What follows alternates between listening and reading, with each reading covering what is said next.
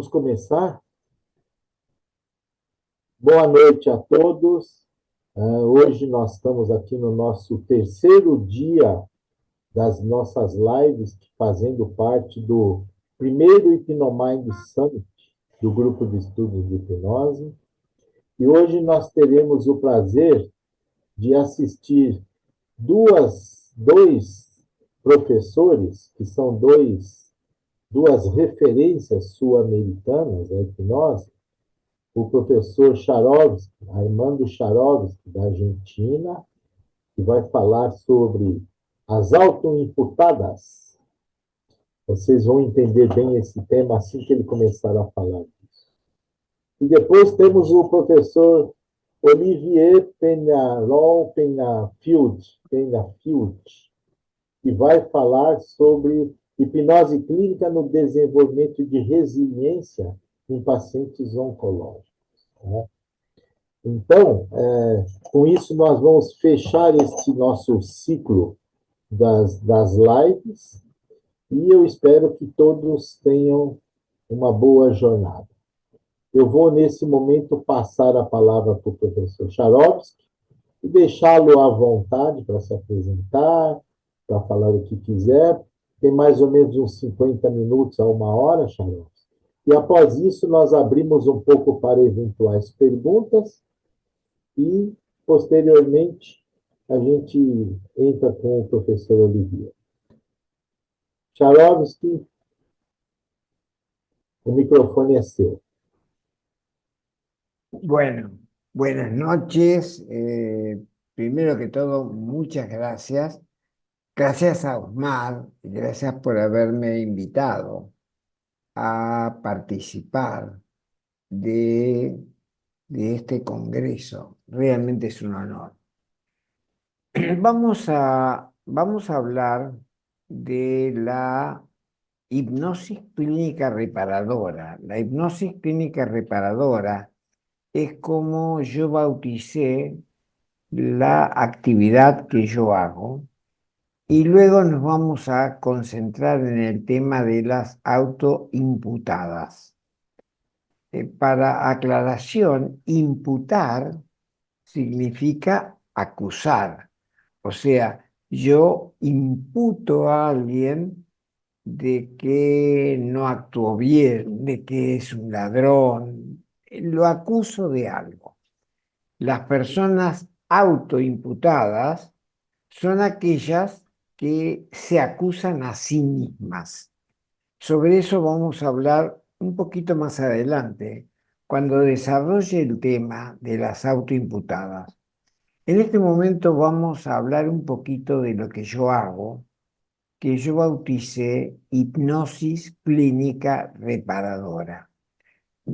Nosotros en la hipnosis clínica reparadora trabajamos con una hipnosis no muy profunda, o sea, nosotros dialogamos todo el tiempo con el paciente que está en hipnosis, lo cual significa que si nos ha tocado un paciente que naturalmente se lleva a sí mismo a niveles muy profundos de hipnosis, tenemos que traerlo, tenemos que sacarlo e hipnotizarlo de tal manera que no profundice más que lo necesario para hablar con nosotros.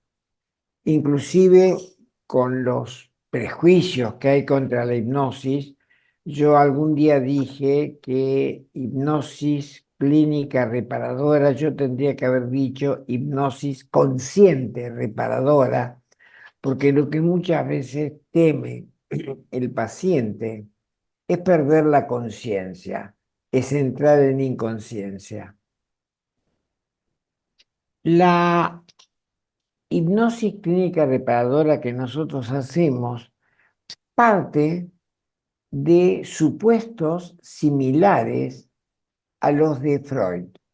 Freud, yo quiero aclarar que yo no soy paciente psicoanalítico, pero Freud desarrolló su primera actividad haciendo hipnosis en el tratamiento de lo que después se bautizó como histeria.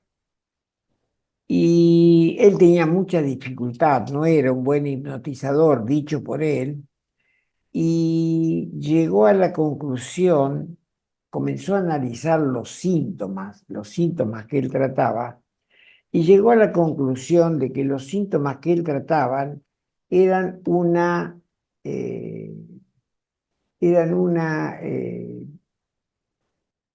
eh, conclusión de dos cosas internas, dos sentimientos internos enfrentados.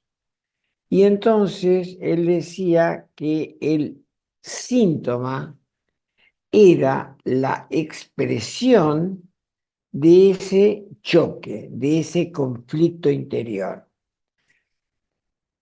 Y él supuso con bastante lógica que si yo elimino la expresión de un conflicto, pero no soluciono el conflicto, lo más probable es que aparezca una nueva expresión del conflicto.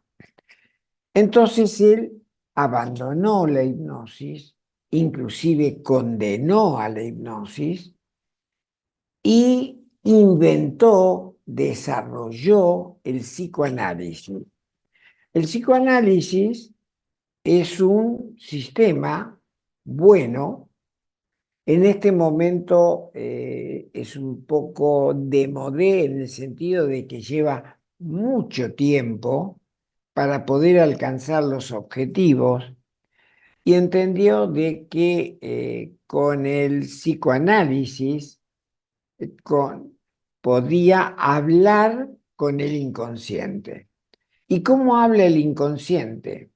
Habla a través de los sueños, a través de los chistes, a través de las asociaciones de palabras y a través de los lapsus, de las equivocaciones al hablar. Y entonces elaboró una cantidad de conductas prototípicas, el complejo de Edipo, por ejemplo, y entonces los psicoanalistas, cuando reciben algún tipo de respuesta o de algo que ellos creen que es respuesta, corren al libro a buscar, según dijo Freud, este tipo de respuesta debería corresponder a tal cosa. Es algo así como decir, la verdad está en el libro y de acuerdo a lo que me dice el paciente, yo voy a significar, voy a llegar a la conclusión de en qué página de qué libro está descrita esa conducta. La aparición de Erickson, la hipnosis ericksoniana, cambió completamente la situación. Para Erickson, toda comunicación es hipnótica, porque lo que el que habla modifica la parte interior del que escucha, que es donde se produce la realidad del que escucha. Entonces, para Freud, para Erickson, toda la hipnosis era un problema de comunicación. Nosotros entendemos la hipnosis a la manera de Erickson. La entendemos como un mecanismo comunicacional, pero usamos la hipnosis como una herramienta para investigar, para hablar con el inconsciente y preguntarle qué es lo que le pasa. Esto que parece como muy fantasioso, realmente funciona y además funciona bien, porque yo le pregunto al paciente, supongamos que es un paciente que vino con fibromialgia, o vino con jaqueca, o vino con incapacidad para concluir una carrera universitaria. Entonces, yo le pregunto, lo pongo en hipnosis, lo llevo a un escenario mágico, coloco allí puertas que conducen al pasado y le pregunto al inconsciente que me traiga 5 recuerdos vinculados con el origen de esto que le pasa.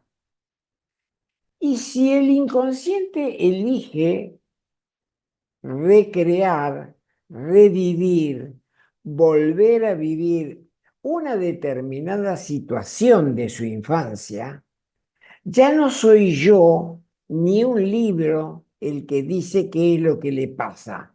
Es el mismo inconsciente de mi paciente. O sea, mi paciente tiene jaqueca y yo le pido recuerdos vinculados con el origen de su jaqueca. Y aparece su padre gritando o su madre gritando o le colocan a él un serio castigo. No soy yo ni es el libro de no sé quién que dice que allí está el origen. Es el inconsciente de mi paciente que en respuesta a mi pedido trajo ese recuerdo. Esto significa que el inconsciente de mi paciente sabe por qué le pasa lo que le pasa. O sea, el consciente de mi paciente no sabe por qué le pasa lo que le pasa.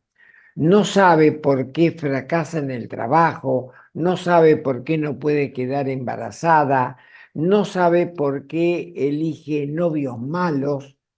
Esto de los novios malos es muy interesante porque muchas veces vienen señoras a mi consulta y me dicen, quiero saber por qué elijo mal mis parejas.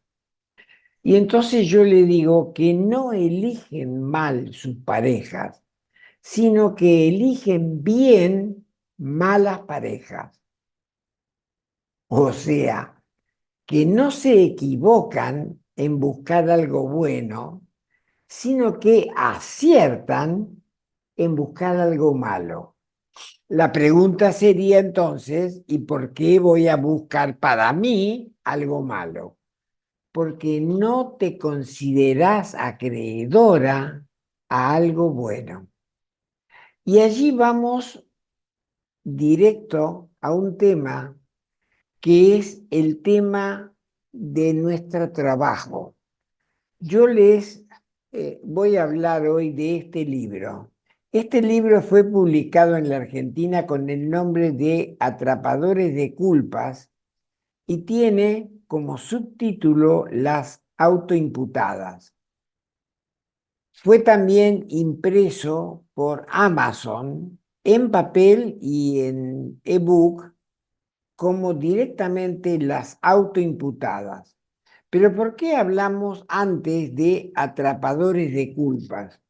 Porque nosotros entendemos que detrás de la mayoría de los problemas que tienen los adultos están las culpas infantiles, pero las culpas imaginarias infantiles, porque en realidad los niños no pueden tener la culpa de nada,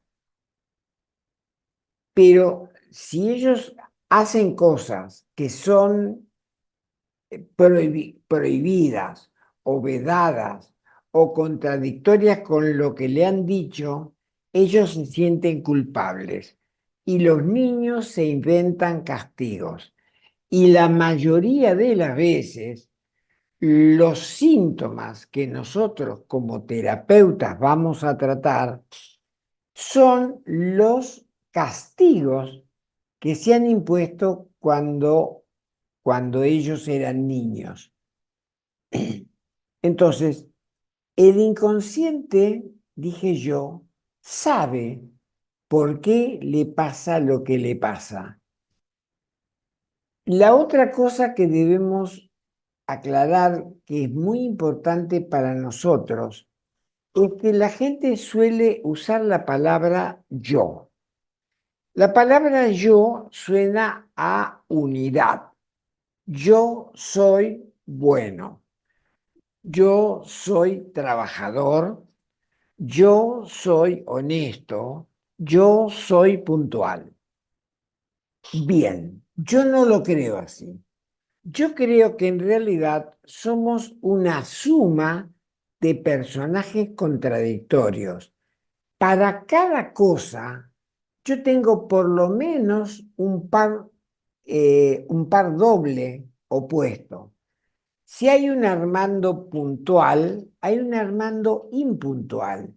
Si hay un Armando trabajador, hay un Armando Aragán. Si hay un Armando bueno, hay un Armando malo. O sea, en realidad somos la suma, la suma de Armandos contradictorios. Somos la suma de personajes que cada uno aporta algo y entonces negocia. Ese diálogo interno que tenemos todos cuando estamos por hacer algo y hay una vocecita interna que nos dice, hagámoslo. Y hay otra que dice, no, no puede ser, corremos riesgos. Y de pronto hay una tercera voz que dice, bueno, pero no discutan entre ustedes porque se hace muy tarde para tomar la resolución. O sea, ese tipo de diálogos que nosotros se nos presentan en la cabeza son justamente los diálogos entre las partes internas de cada uno. Cuando hemos tenido problemas infantiles que quedaron interrumpidos sin resolver, dentro de nuestra cabeza está ese niño interior lastimado. Está un niño que se calla la boca, pero que está lastimado.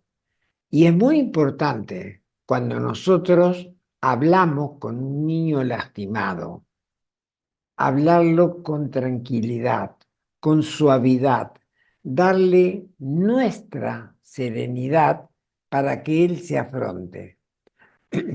Ahora vamos a hablar del tema de las autoimputadas y por qué yo enfatizo tanto el tema de las autoimputadas, porque el tema de las autoimputadas excede al de los hipnólogos porque alcanza a toda la sociedad.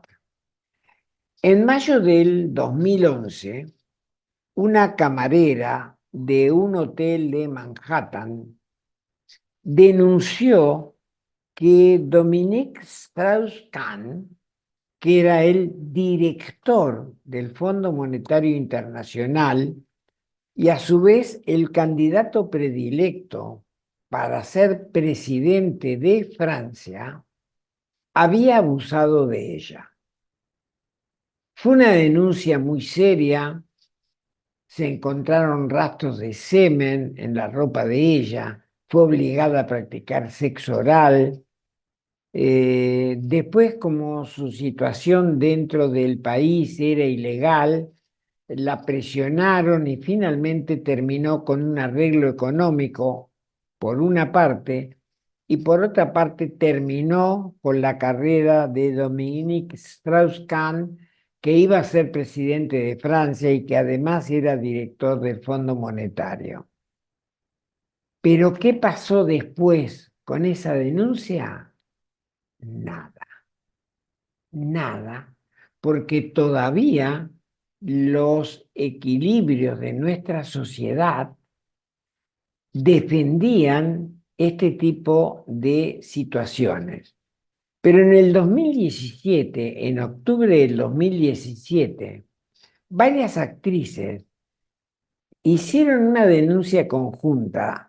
Angelina Jolie, Salma Hayek acusaron a Harvey Weinstein. Harvey Weinstein era un importantísimo productor de cine de Hollywood de violaciones, toqueteos y abusos. En un día de octubre del 2017, Alisa Milano, una actriz, puso el hashtag MeToo, a mí también. Ese hashtag tuvo más de 4 millones de reproducción el primer día e instaló el tema del Me Too. Las redes se habían desarrollado lo bastante como para instalar un tema de esa índole. A quienes somos grandes, yo tengo 83 años, a quienes somos grandes, la posibilidad de que una señora cuente, comparta que ha sido abusada, era en nuestra época ilusoria. Si alguien lo sufría, lo callaba, porque comentarlo lo ponía en una situación de sospecha. Cuando una mujer iba a la policía a denunciar que alguien la había atacado en la calle, le preguntaban, ¿y de qué largo era su falda? O sea, como si el largo de la falda de la mujer fuera la causal de la violación. A partir de la instalación del Me Too, comenzaron a aparecer montones de historias de artistas que habían sido tocadas o abusadas. Inclusive en la Argentina teníamos una expresión que decíamos casting sábana. La sábana es lo que está en la cama y el casting sábana era que el casting se hacía en la cama. Aparecieron entonces muchas personas que comenzaron a aceptar con mucha dificultad, cada vez con mayor facilidad, pero igual con mucha dificultad, que habían sido tocadas o abusadas. Pero lo que nosotros encontramos en nuestra clínica es que prácticamente por cada 2 o 3 mujeres que recuerdan haber sido tocadas, hay una o dos que fueron tocadas, que fueron abusadas, a veces por años. Y estoy hablando de situaciones familiares, estoy hablando de el tío, estoy hablando del padrino, estoy hablando del abuelo, estoy hablando del vecino de al lado, estoy hablando del padre o del compañero de la madre. Han sido abusadas por años y no lo recuerdan. Pero en lugar de ese recuerdo aparece un síntoma. Por eso cuando yo digo las autoimputadas, escribo la palabra puta con mayúsculas, porque en realidad esas niñas se autoimputan ser putas, pero putas o prostitutas no es el término de la mujer que comercia con su cuerpo para tener relaciones sexuales con un señor, sino que en realidad es el peor de los insultos. Cuando yo escribo el libro Atrapadores de Culpas, quiero aclarar lo siguiente. Este libro, yo le he pasado el PDF de este libro al señor Osmar Colás con autorización para que lo comparta sin ningún costo con quien lo desee recibir, porque para mí es mucho más importante la información que estoy dando acá, porque hay montones de personas que lo precisan y no saben que lo precisan. O sea, a mi consulta llega una señora que tiene fibromialgia. O llega una señora, y en este momento me estoy recordando, en un curso, llega una alumna y me dice, tenía 62 años de alguna ciudad del interior de la Argentina, y me dice, Armando, quisiera que me haga hipnosis, quiero averiguar por qué yo no puedo dar las últimas 3 materias. Estoy estudiando medicina y no puedo dar las últimas 3 materias. Yo pensé que se debía tratar de el miedo al cambio de estado, porque una cosa es ser estudiante de medicina y otra cosa es ser un médico recibido con título. Entonces le hago la hipnosis y lo que aparece, en este momento no me acuerdo si era el padre, el abuelo o un tío, violaciones sucesivas por 4, por 5 años, que ella por supuesto no recordaba. ¿Y por qué no se podía recibir? Porque el castigo que esa niña había encontrado para sí misma era no tener éxito. Y recibirse de médica era tener éxito. Porque yo le dije a ella, mirá, para estudiar medicina hace falta mucha vocación. Y para estudiar medicina a los 60 años hace falta muchísima vocación. Entonces, no puede ser que no tengas vocación. Lo que apareció fue esto. Lo mismo cuando aparece fibromialgia, lo mismo cuando aparece jaqueca, montones de dolencias,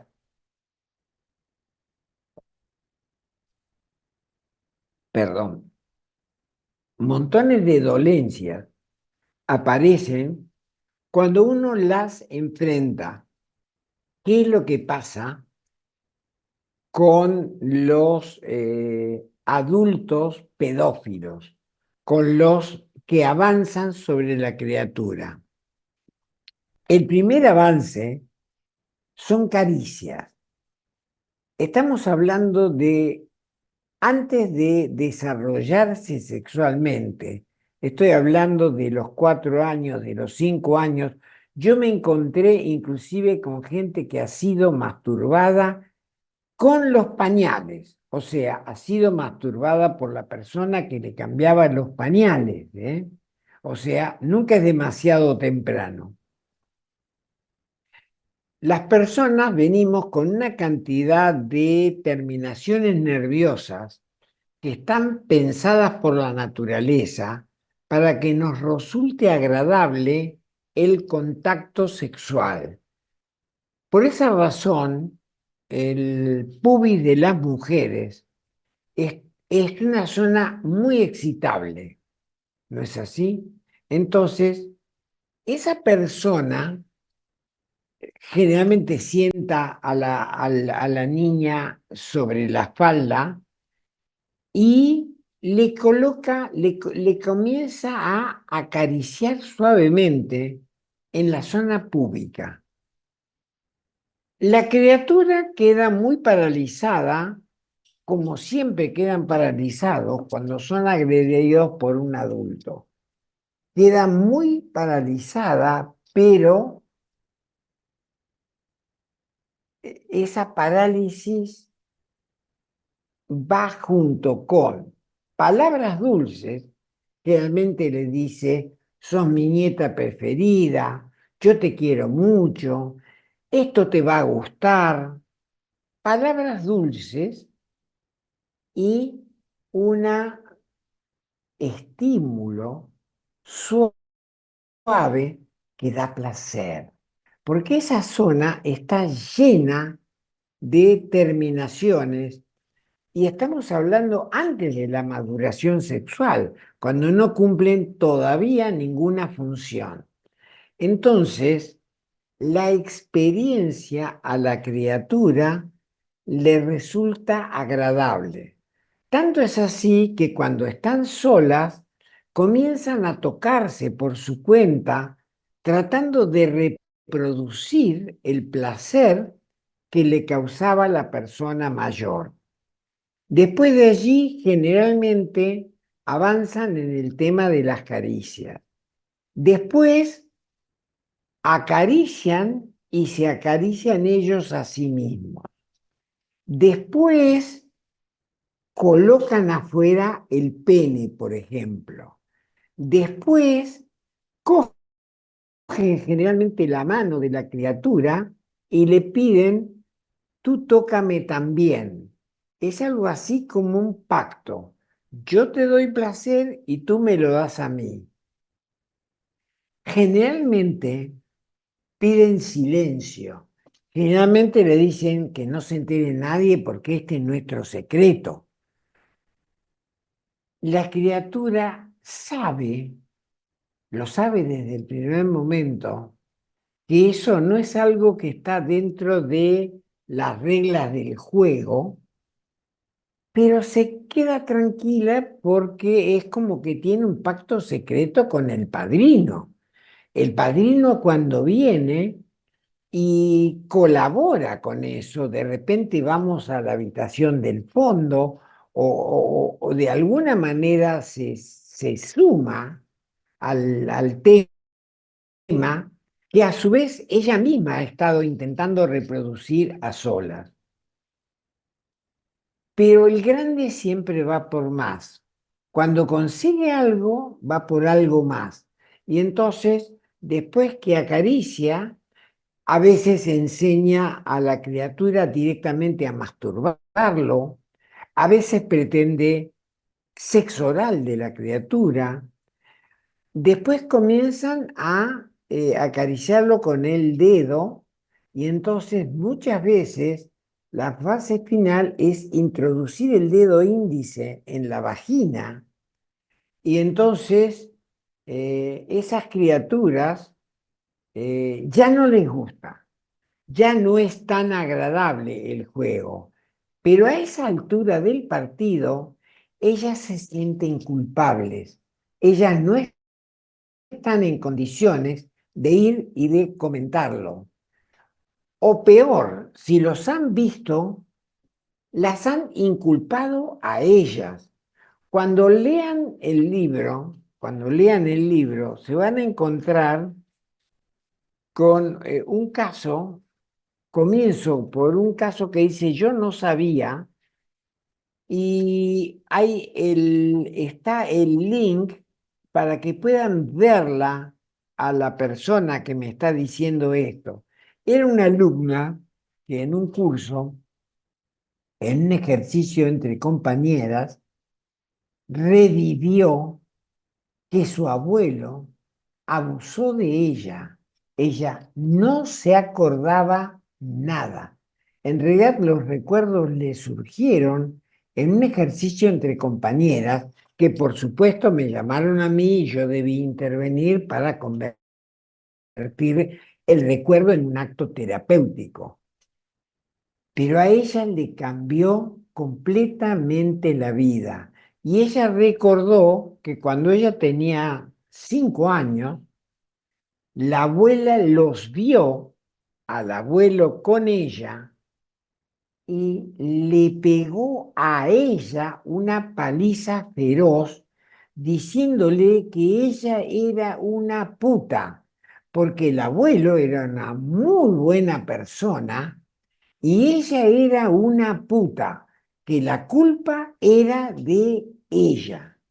O sea, que a veces el calificativo de puta viene de algún adulto o viene de sí misma cuando ella sabe que es una cosa completamente desprestigiada. El libro, inclusive más, el libro dice, si este libro llegó a sus manos, por favor compártalo. hay alguien que precisa leerlo, aunque aún no lo sepa. Normalmente quienes han leído este libro tienen, o sea, a quienes no hemos atravesado esto, si ustedes lo quieren, nos da curiosidad, pero a quienes lo han atravesado, o se lo leen en una noche, o se lo leen en una noche, o lo interrumpen y vuelven a agarrarlo en otro momento, como quien dice, cuando juntan coraje, porque en realidad la devolución que yo he tenido de este libro es sensacional. Y el capítulo siguiente de este libro yo comencé a pensar, yo cuento allí de una señora de 38 años que tenía fibromialgia y fatiga muscular crónica. La fatiga muscular crónica la tenía desde chica y la fibromialgia la tenía desde hacía unos 5 o 6 años. En el momento que vino al curso, estoy hablando en España, dije acá en España porque en este momento, yo que soy argentino, estoy de visita en España hasta la semana que viene, así que para ustedes son las 7 de la noche, para mí pasaron las 12 de la noche. Aquí en España estaba de paro, o sea, no iba al trabajo, estaba con paro médico precisamente por su enfermedad. En el ejercicio surgió que ella había tenido este tipo de contactos con su abuelo y entonces surgió todo con detalles y con todo y le costó, pero cuando terminó la clase, en el mismo día, al salir, que estaba la hermana esperándola, ella dio pasos de flamenco, porque también sabía bailar flamenco, lo cual significa que los síntomas físicos de la enfermedad le desaparecieron de inmediato. Ella, por supuesto que después de eso, tuvo el problema psicológico de tener que aceptar que su abuelo, que era un ser santo, maravilloso para ella, había abusado de ella por años, pero ella no lo recordaba. Pero en lugar del recuerdo, tenía el síntoma. Freud alguna vez dijo que el síntoma muchas veces es como el monolito que recuerda una experiencia desaparecida. O sea, algo que sucedió y que perturba al consciente del paciente se borra. Y entonces, en lugar de eso, aparece un monolito, como cuando vemos una cruz en el campo clavada así, sabemos que debajo hay un cadáver, pusieron la cruz arriba para recordar que abajo hay un cadáver. Es exactamente lo mismo. Ese monolito, ese síntoma está allí.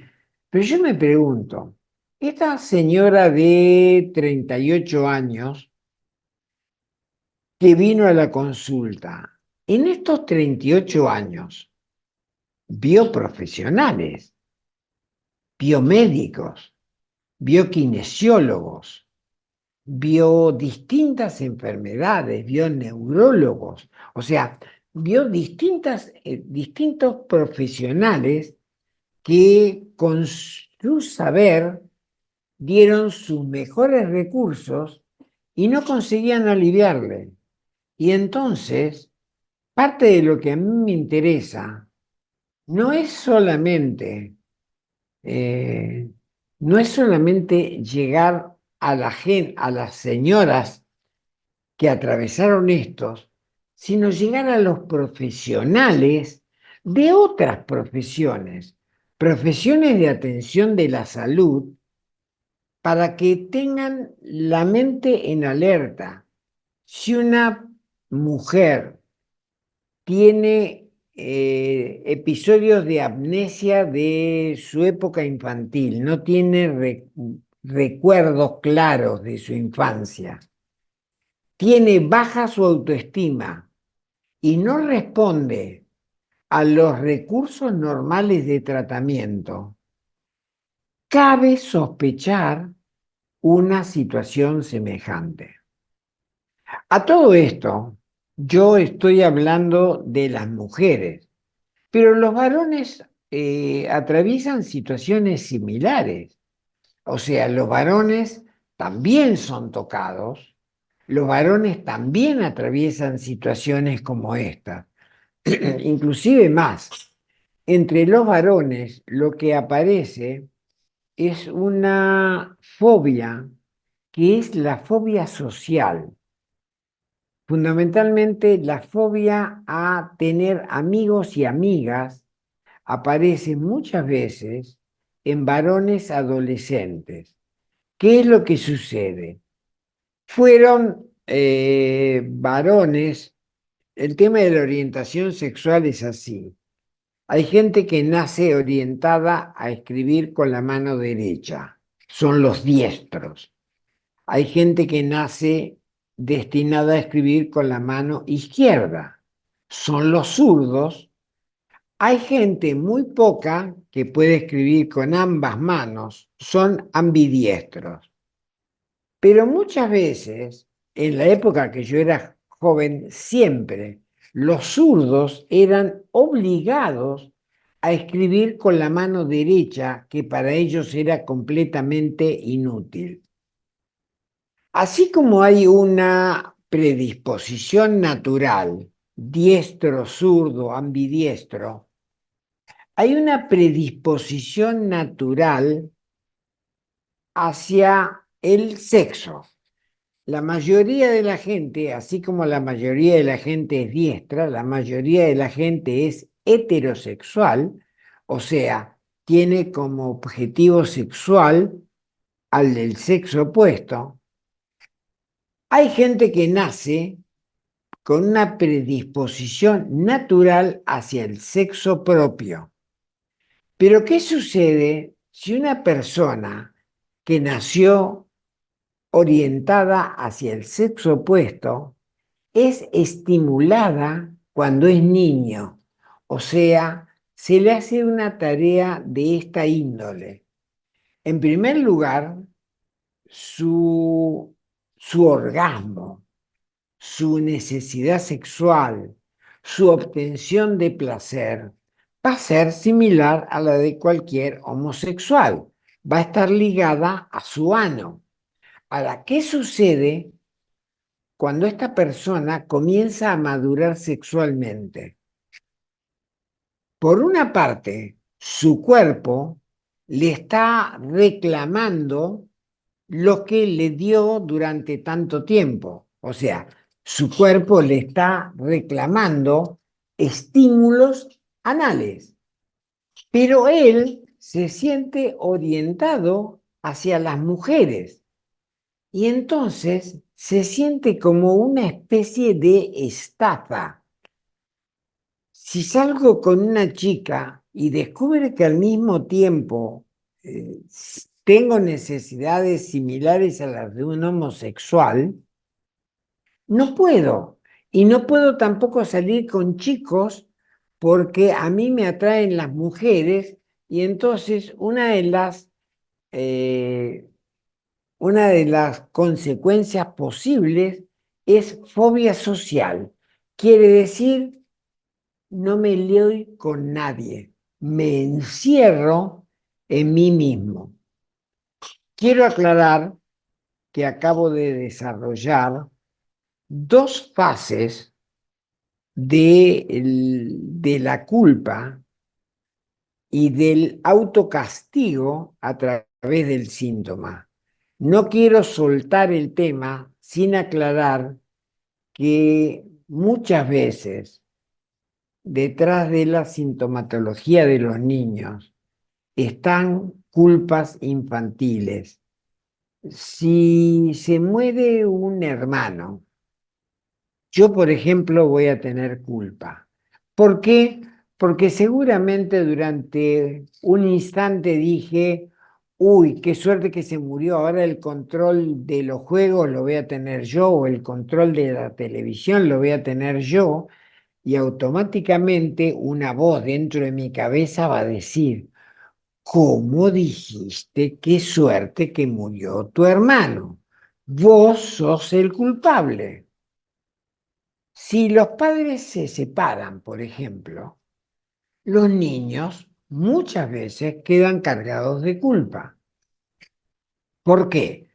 Porque los padres se separan porque el amor murió, porque se terminó el amor. Pero, por ejemplo, el padre le dice a la madre, tu hijo me dijo tal cosa, porque cuando se están peleando, el varón le echa la culpa de que tu varón, o sea, tu hijo, y la mujer lo mismo podría decirle, porque tu hija no me respeta, qué sé yo. Y entonces los niños que escuchan eso y que creen que sus padres dicen la verdad, no saben que sus padres se separan porque el amor entre ellos murió, sino que han escuchado de que papá le dijo que no soporto cómo tu hijo me contesta, o el varón le dijo, no soporto lo que tu hija me dice, y esa es la razón por la que se separan. Sucede muchas veces en las separaciones, en los despidos, en las mudanzas, o sea, montones de veces detrás de sintomatologías hay culpas que no necesariamente tienen que ver con lo sexual. Entonces, la técnica es muy sencilla, inclusive todos ustedes que escuchan esto saben hipnosis, cuando reciban el texto van a tener las aclaraciones. Si no, es muy sencillo. En mi página web se llama yaroski.com o hipnosisclinicareparadora.com. Mi cuenta de email es yarovsky@gmail.com. Puedo contestar cualquier duda que tengan al respecto. Y entonces, ya que vamos llegando al cercano a la hora, Osmar, yo no sé si quieres abrirlo, si la gente quiere hacer preguntas o comentarios.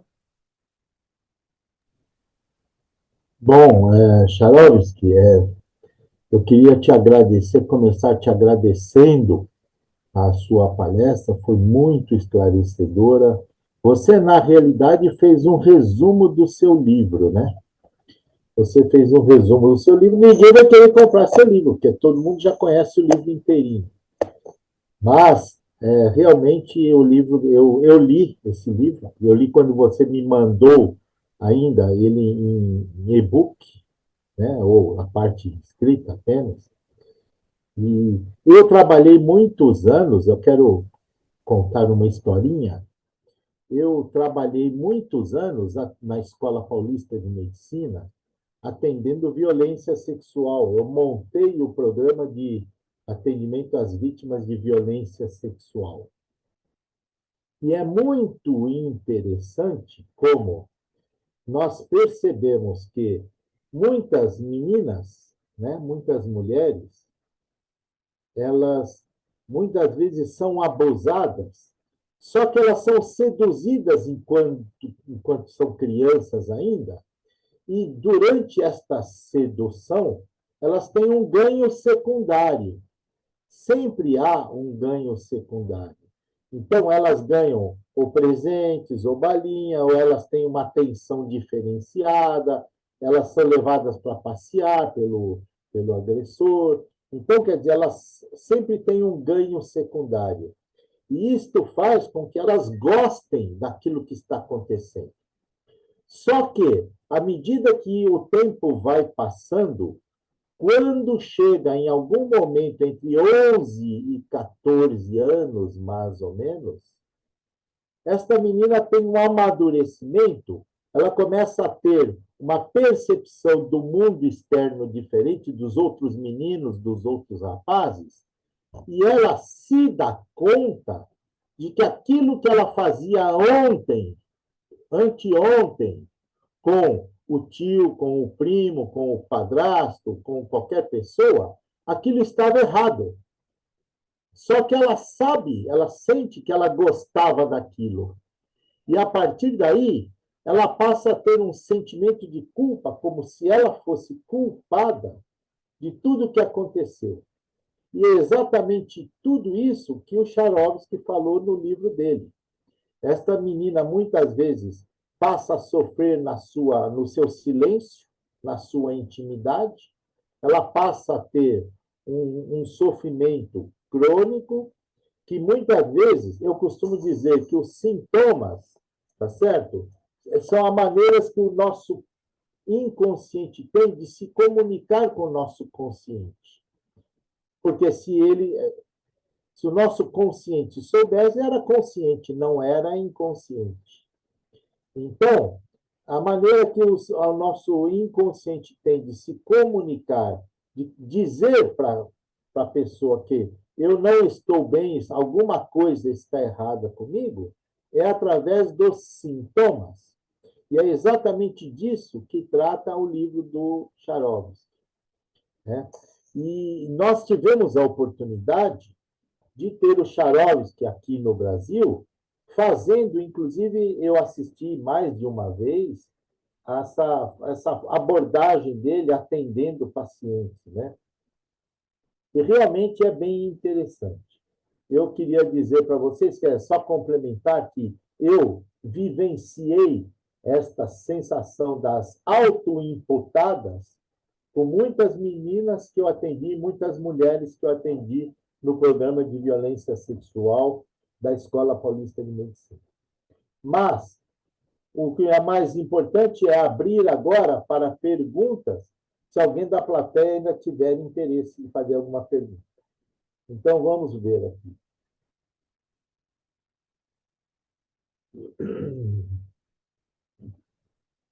Aqui está o Medeiros, o professor Medeiros, lá da Paraíba, está comentando que, em alguns casos raríssimos, ocorre a síndrome de Estocolmo, aonde o paciente, além de se sentir aquele ganho secundário, ela desenvolve uma proteção, uma certa proteção ao seu agressor. Eu queria saber do Charovsky se ele tem percebido essas sensações. Osmar, el síndrome de Estocolmo es una cuestión específicamente de adultos.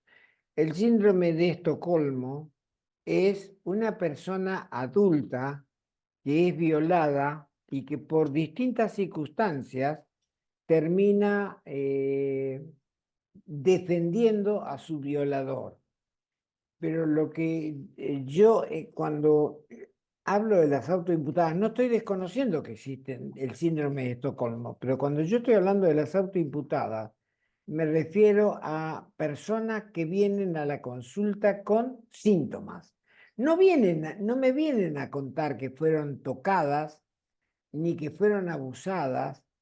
Y normalmente una pregunta que yo suelo hacer cuando sospecho que hay algo así, pregunto, por ejemplo, si cuando tuvieron su primera relación sexual y si sangraron en ella. Si me dicen que no sangraron, no es una prueba de que no hayan sido vírgenes, porque una mujer puede perder su himen andando en bicicleta. Pero cuando la persona me dice, no, no sangré, o me dice, no me acuerdo quiere decir no sangré, porque uno no se puede olvidar de ver sangre entre las piernas. Generalmente es que la primera vez no fue la primera vez, ¿me explico? Es la primera vez que lo recuerda, pero que hubo una primera vez anterior que no recuerda. De eso estoy hablando específicamente en el caso de las autoimputadas. Aclaro lo siguiente, a veces cuando uno comienza a tocar el tema, aparecen recuerdos que estaban enterrados, pero no profundamente enterrados. Entonces, en cuanto uno comienza a hablar, hace brum y salta. Pero me refiero fundamentalmente a gente que borró, gente que no puede creer, gente que un día me llegó un matrimonio que el hombre no podía tener relaciones con la mujer, o sea, tenía un fuerte vaginismo y él no podía penetrarlo, y entonces habían tenido relaciones sexuales por vía anal, pero no por vía vaginal, y ya llevaban 2 años de casado o algo así, y querían tener una criatura, entonces vinieron. Y cuando yo hago la regresión, lo que aparece es el padrino violándola con la mano, con violación digital, o sea, con el dedo. Y todavía la señora cuando lo recuerda dice, pero ¿por qué me hace esto el padrino si él que es tan bueno? O sea, ella ya llevaba 2 años de casada, tenía relaciones anales porque su marido no podía penetrarla. No le podían colocar ni siquiera el espéculo infantil en la medicina, y había sido violada por su padrino, violación digital con el dedo. A esto me refiero, a personas que presentan enfermedades, y esas enfermedades son reemplazos enfermos de episodios borrados de la memoria.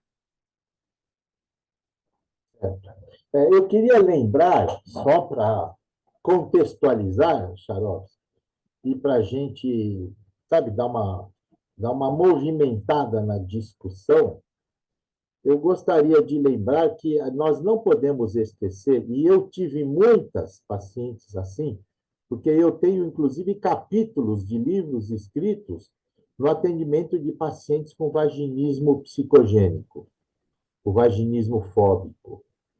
E nós não podemos esquecer que muitas destas histórias que as pacientes trazem são memórias, são falsas memórias. Mas também não importa. O que importa é o que ela acredita. Então, nós temos que ter essa consciência.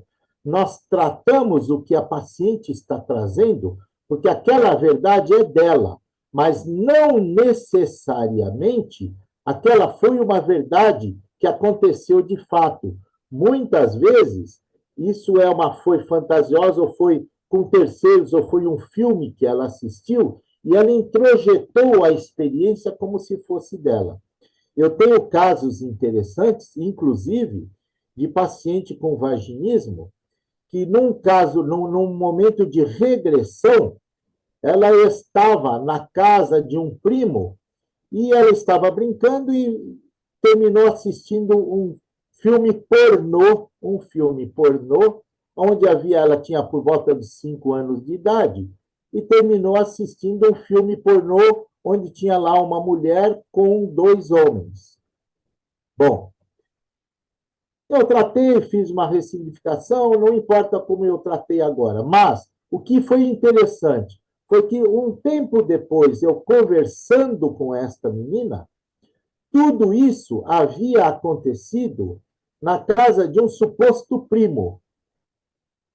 E depois que ela melhorou, ela se curou, tudo, e eu conversando com ela é uma médica ginecologista, ela me contou, Osmar, sabe o que é o interessante?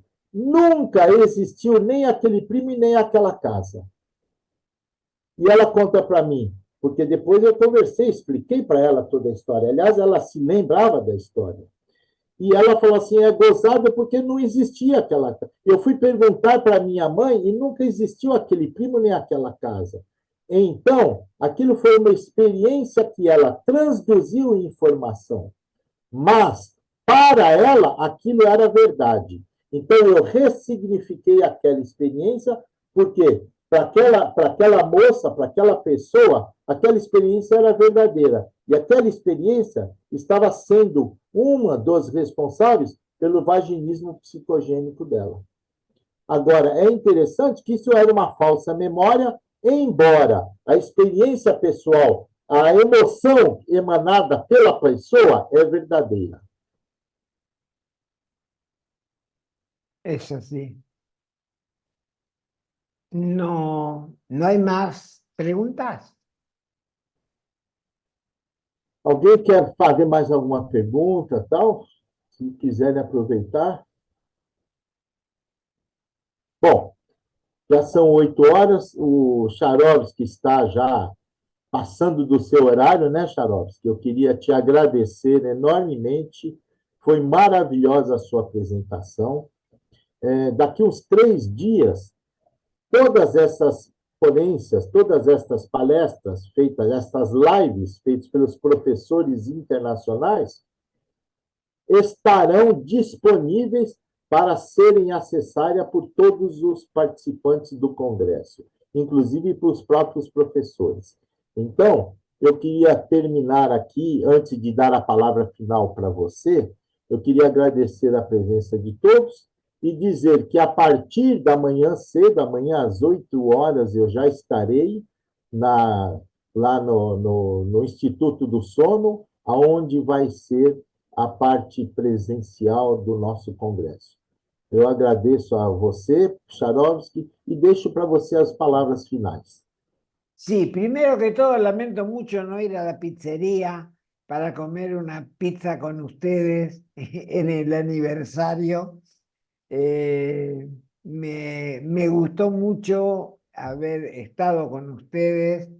En su momento estuve personalmente y me resulta muy emocionante, como me resulta muy emocionante hablar frente a tanta gente de hipnosis.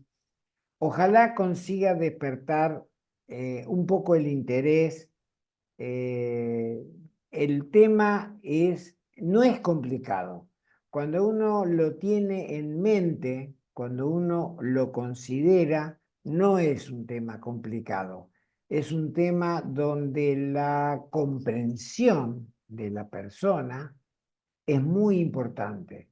Es un tema donde descubrir a la persona que uno se dio cuenta e igual lo quiere y la respeta.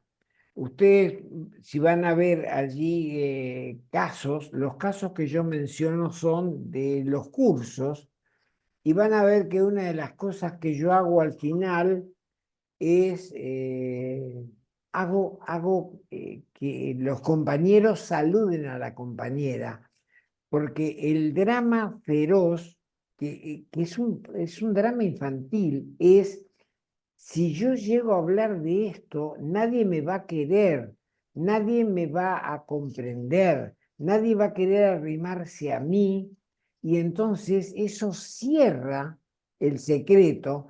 Entonces, una de las cosas que yo hago, inclusive más, hay un solo caso donde yo publiqué foto porque la paciente me autorizó, y termina con una foto donde las compañeras y compañeros le están dando un abrazo, ¿no es así?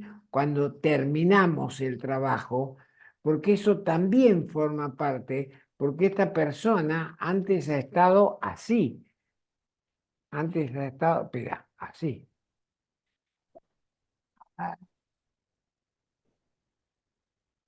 llorando, llorando, y cuando terminamos, termina así con el abrazo de sus compañeras, que es muy importante. No digo yo lo hice porque estaba en un curso, pero me refiero que es muy importante hacerle entender que uno que ahora lo sabe, uno que ahora ha descubierto su terrible secreto, la sigue queriendo, la sigue respetando, la sigue apoyando.